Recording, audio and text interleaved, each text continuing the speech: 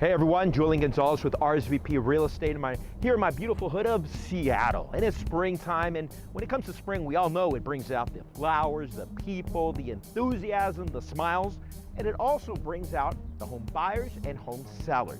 Now, if you fit in that category, you know all that stuff also brings plenty of stress, sleepless nights, self-doubt. Maybe you pounded your pillow 1, 2, 3 dozen times before you even came up with a decision.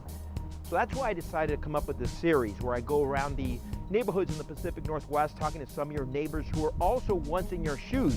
And after they bought or sold their property, a month, a year, even a week after, they looked back and they said to themselves, man, I wish I had known that. We should know that when you buy a house, when you're in the property, if it starts sinking in the driveway. So we found out that the guy, the owner, he put all the garbage away, trees, piece of cars, fridge, and he just dumped everything there and cover up. So the years go by and it starts sinking because everything is rotting. So we had to bring machines, and yeah, it's another, $5,000 to fix it. I found out after I moved in was that there's no fire hydrants on my street because I'm a little bit more rural, and I was really surprised about that because I grew up in New York where there's a lot of fire hydrants basically on every street, cookie cutter homes and stuff.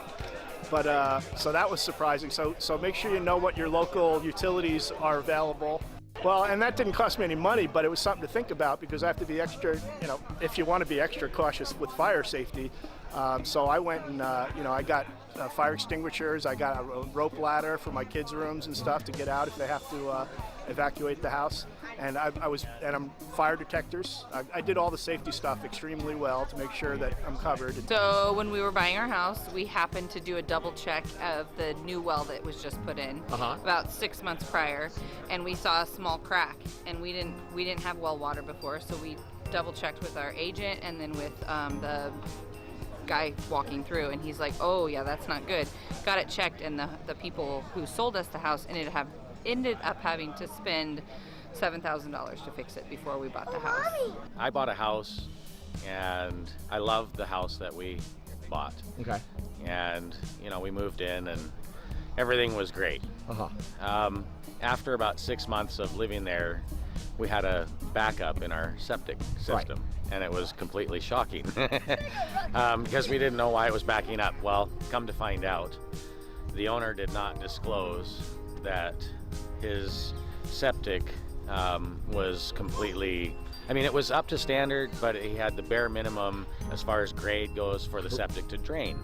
And so it does not take very much, I'm telling everybody, does not take very much for a septic to plug or to back up when it's at its bare minimum as far as the grade is concerned. So if I would have known and investigated, I should have investigated the septic instead of just trusting the person that I bought the house from and looked into it to see.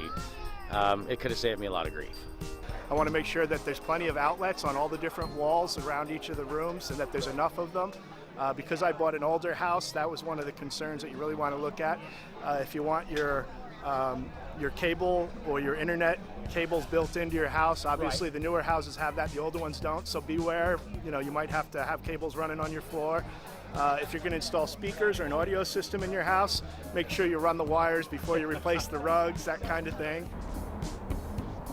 Hey, sorry, but you have to enjoy it while it's out, right? Especially here in the Pacific Northwest. Anyhow, hey, I hope one of your neighbors was able to help you out. Help you not only with the stress, the sleepless nights, but also more importantly, since we are talking about real estate, helping you make or save some. That's why I hope you continue to follow me here on my YouTube channels. I continue my series of I wish I had known that I hope not only helps yourself, but maybe somebody that you know that's also looking to buying or selling in real estate. You can also follow me on my social media platforms right there on the screen. Oh, sorry. There you go. Go ahead, write it down. Let's go. Anyways, I hope to see you again. Have a great day.